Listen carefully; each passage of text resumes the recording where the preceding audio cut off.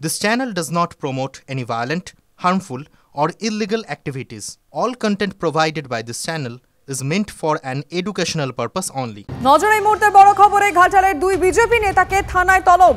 সৌমেন চ্যাটার্জি ও বাবলু গাঙ্গুলিকে থানায় তলব করা হয়েছে জিজ্ঞাসাবাদের জন্য। ঘাটাল থানায় তলব করেছে এই দুই বিজেপি নেতাকে। কেন তলব করা হয়েছে আমরা সেটাই জানবো আমাদের রিপোর্টারের কাছ থেকে। মাসকট স্পিন কন্ট্রোল ল্যাবের পরীক্ষায় এটি প্রমাণিত। কেয়াসেট আলোপেক্স পেন্টা অ্যাক্টিভ নতুন চুল গজাতে সাহায্য করে, চুল পড়া বন্ধ করে। Keya Seth Alopex Penta active 10 hair fall প্রবলেমের একমাত্র সলিউশন। অসীম বেরা এই মুহূর্তে রয়েছেন আমাদের সঙ্গে। অসীম, কি কারণে তাদেরকে ডাকা হয়েছে? দেখো, ইতিমধ্যেই কারণ সকাল থেকে একটি ভিডিও প্রকাশ্যে আসছে। সেই ভিডিওতে দেখা যাচ্ছে যে নবান্ন অভিযান নিয়ে বিজেপি নেতারা উস্কানিমূলক বক্তব্য দিয়েছে, এমনই সংবাদ মাধ্যমে সামনে জানিয়েছেন তৃণমূল নেতৃত্ব। দেখো, তারপরে দুই বিজেপি নেতাকে, ঘাটালের দুই বিজেপি নেতাকে ঘাটাল থানায় ধরে আনা জিজ্ঞাসাবাদের জন্য নিয়ে আসা হয়েছে। দেখো, ইতিমধ্যে ঘাটাল থানায় এসে পৌঁছেছেন জেলা পুলিশ সুপার দ্বিতীয়মান প্রকাশ। দেখো, জেলা পুলিশ সুপার ইতিমধ্যে তিনি ঘাটাল থানায় এসে উপস্থিত হয়েছেন। আমরা পুলিশ সূত্রে যেটা জানতে পারছি যে ওই বিজেপি নেতাদের জিজ্ঞাসাবাদের জন্যই তিনি এখানে এসেছেন। অ্যাকচুয়ালি ওই ভিডিও সত্যতা যাচাই নেই, ওই বিজেপি নেতাদের জিজ্ঞাসাবাদ করা হবে। দেখো, যদিও ইতিমধ্যে ঘাটালের যে বিজেপি নেতৃত্ব তারা যেটা দাবি করেছেন, ঘাটালের বিজেপি বিধায়ক শীতল কপাল তিনি বলছেন সম্পূর্ণ চক্রান্ত করে এই অভিযানের আগে বিজেপিকে ফাঁসানো হচ্ছে, বিজেপি নেতাকর্মীদের মিথ্যে অভিযোগ করা হচ্ছে। এটা কিন্তু বিজেপি সূত্রে ইতিমধ্যে দাবি করা হয়েছে। ধন্যবাদ অসীম। নবান্ন অভিযানে বড়সড় অশান্তির আশঙ্কা পুলিশের। শাসক দলের মতোই ষড়যন্ত্রের আশঙ্কা পুলিশের। সাধারণ মানুষ ও মহিলাদের সামনে রেখে হামলার পরিকল্পনা আশঙ্কা পুলিশের। এডিজি আইন শৃঙ্খলা মনোজ বর্মা ও এডিজি দক্ষিণবঙ্গ সুপ্রতিম সরকারের দাবি, সংগঠনের একজন গতকাল 5 হোটেলে এক রাজনৈতিক নেতার সঙ্গে বৈঠক করেন। কোন নেতার কথা বলছে পুলিশ দেখুন। আমাদের কাছে বিশ্বস্ত সূত্রে বেশ কিছু তথ্য এসেছে।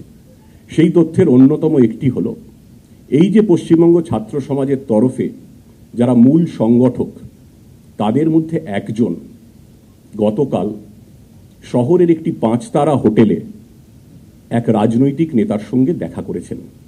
সেই ব্যাপারে আমরা তথ্য প্রমাণ সংগ্রহ করছি। আমরা সূত্রে খবর পেয়েছি যে আগামীকালের নবান্ন অভিযানে সাধারণ মানুষের ভিড়ে মিশে গিয়ে কিছু দুষ্কৃতী ব্যাপক গণ্ডগোল, অশান্তি, হিংসা এবং বিশৃঙ্খলা ছড়াতে পারে।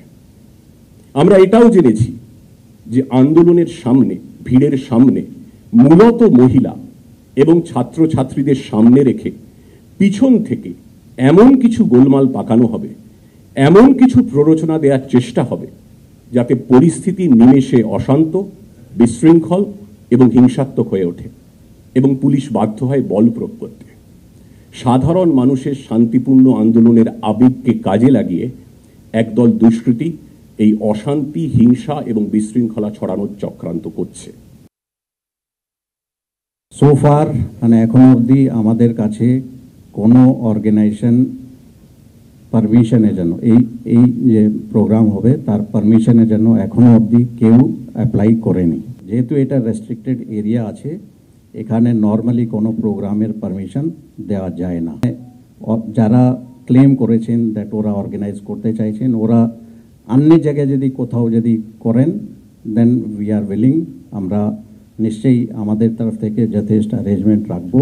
তিলোত্তমা ধর্ষণ খুনে মোড় ঘোরানো এক্সক্লুসিভ। আজ পার্ট 2 এর কিছু পোর্শন আমরা আপনাদের সামনে রাখছি। তিলোত্তমার খুন ধর্ষণের ঘটনাস্থলে ঘটনার দিন বহিরাগতদের জমায়েতের অভিযোগে চাঞ্চল্যকর তথ্য সামনে আসছে। এক্সক্লুসিভ সেই ছবি টিভি9 বাংলার হাতে যায় এই মুহূর্তে আপনারা পর্দায় দেখছেন। সেমিনার রুম চত্বরে একাধিক ব্যক্তির উপস্থিতি ঘিরে জল্পনা। নেই শুধু তিলোত্তমার মা বাবাকে ব্রাত্য রেখে বহিরাগতরা কেন ঘটনাস্থলে? মৃতার বাবা মা 3 ঘন্টা ধরে মেয়ের কাছে যেতে পারেননি। কার প্রশ্রয়? অধ্যক্ষ ঘনিষ্ঠ আইনজীবী, ফরেন্সিক মেডিসিন এক্সপার্টরা সেমিনার রুম চত্বরে বহিরাগতদের ডেকে কি কোনো ছক কষা হচ্ছিল? সেমিনার হলে কি সময় নষ্টের ছক কষা হচ্ছিল? সেমিনার রুম চত্বরে সন্দীপ ঘোষ ঘনিষ্ঠ আইনজীবী শান্তনু দে কি করছিলেন? ফুটেজে চিহ্নিত সিবিআই এর জিজ্ঞাসাবাদের মুখোমুখি হওয়া ফরেন্সিক মেডিসিন বিশেষজ্ঞ দেবাশিস সোমু ছিলেন। আরজিকরের প্রাক্তন ডেপুটি সুপার আক্তার আলীর কাঠগড়ায় প্রাক্তন অধ্যক্ষের ছায়াসঙ্গী প্রসূন চট্টোপাধ্যায়।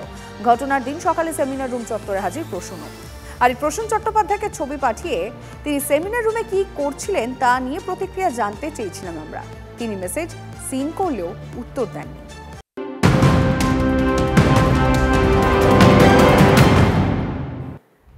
জানিয়ে রাখবো আপনাদের এই মুহূর্তে লালবাজারে হাজিরা মীনাক্ষী মুখোপাধ্যায়ের। আইনজীবী নিয়ে লালবাজারে ডিওয়াইএফআই নেত্রী। আরজি করে ভাঙচুরের ঘটনায় তলব মীনাক্ষী সহ 7 জনকে। আরেকবার আপনাদের জানিয়ে রাখতে চাইবো, লালবাজারে হাজিরা মীনাক্ষী মুখোপাধ্যায়ের। আইনজীবী নিয়েই তিনি গিয়েছেন লালবাজারে ডিওয়াইএফআই নেত্রী, এবং আরজি করে 14 তারিখ রাতে যে ভাঙচুর হয়েছিল সেই ঘটনায় তলব করা হয়েছে মীনাক্ষী সহ 7 জনকে। কারণ যে মুহূর্তে ভাঙচুর করা হয়েছিল তার ঠিক কিছু সময় আগেই এসএফআইয়ের মিছিল সেখানে হয়েছিল, তার সেই জমায়েত হয়েছিল। কি কারণে তাকে ডেকে পাঠানো হয়েছে জানার চেষ্টা করব। সুশোভন আমাদের রিপোর্টার রয়েছেন আমাদের সঙ্গে। সুশোভন, দেখো একেবারেই যেহেতু তারা জমায়েত হয়েছিল এবং যে ঘটনা ঘটেছিল আরজি করের একেবারে ভাঙচুরের ঘটনা, তার আগে যেহেতু তারা জমায়েত হয়েছিল তাই সেই জন্যই কিন্তু মীনাক্ষী মুখার্জি সহ 7 জনকে ডাকা হয়েছিল। তুমি জানো প্রথমবার ডাকার পরে তারা আসেননি এবং দ্বিতীয় দফায় তাদের আবার ডাকা হয় এবং আজকে তারা ইতিমধ্যেই লালবাজারে ঢুকেছেন এবং যারা রয়েছেন সেখানে অফিসাররা ইতিমধ্যে সেই অফিসারদের সঙ্গে কথা বলছেন। মূলত তারা জিজ্ঞাসা করছেন যে তারা কেন সেখানে অবস্থান করছিলেন এবং সেই যে ঘটনা ঘটলো সেই ঘটনার সময় তাদের অবস্থান কি ছিল এবং যেহেতু তারা বিক্ষোভ দেখাচ্ছিলেন তারা কোথায় ছিলেন, অর্থাৎ সেই ভাঙচুরের আগের পরিস্থিতি কি তৈরি হয়েছিল এবং পুলিশের কাছে যে ইনপুট রয়েছে সেই তথ্যকে সামনে রেখেই মূলত তাদের জিজ্ঞাসা করা হচ্ছে এবং ইতিমধ্যে মীনাক্ষী মুখার্জি সহ 7 জন লালবাজারে এসেছেন। ধন্যবাদ সুশোভন। আর যেমন সুশোভন বলছিল, সেদিন রাতে অর্থাৎ 14 তারিখ রাতে যে ঘটনা ঘটেছিল আরজি কর হাসপাতালে যে ভাঙচুরের ঘটনা ঘটেছিল তার প্রেক্ষিতেই আজকে ডিওয়াইএফআই নেত্রী মীনাক্ষী মুখোপাধ্যায়কে ডেকে পাঠানো হয়েছে। কারণ সেই দিন সেই রাতে এসএফআই এর তরফ থেকে তাদের যে ধর্ণা মঞ্চ তৈরি করা হয়েছিল সেই মঞ্চ থেকে তারা মশাল মিছিলের ডাক দিয়েছিলেন এবং সেই মিছিল আরজি কর থেকে শ্যামবাজার পর্যন্ত যাওয়ার কথা থাকলেও সেই মিছিল এগোতে খানিকটা বিলম্ব হয় যেহেতু শ্যামবাজারের ব্লক ছিল এবং তারপর তাকে ডেকে পাঠানো হয়।